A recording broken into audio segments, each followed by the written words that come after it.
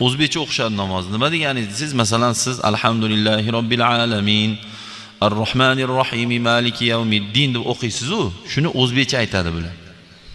Bularda dalili shuki, dalilni qarangda, dalillar mana shu ina marka. Uni fizikadan ham topolmaysiz bu dalilni. U Qur'on hadisni qo'ying bir chekkaga. Fizika, ximiyadan ham topolmaysiz. U dalil nima ekan?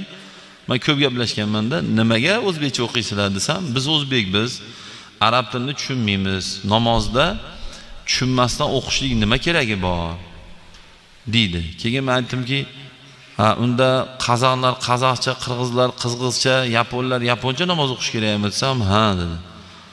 Xo'p, sizlarda ham jamoat bormi? Namoz jamoat bo'lib o'qishsam, ha, jamoat sunnat dedi. Xo'p dedim. Bo'lsa chet elga borsalaring dedim. 155 ta millat keldi dedim. Kim imom o'tadi desam, zamikat qilib qoldi yigitni guli. Ishonavering, chi degan ovoz chiqdi.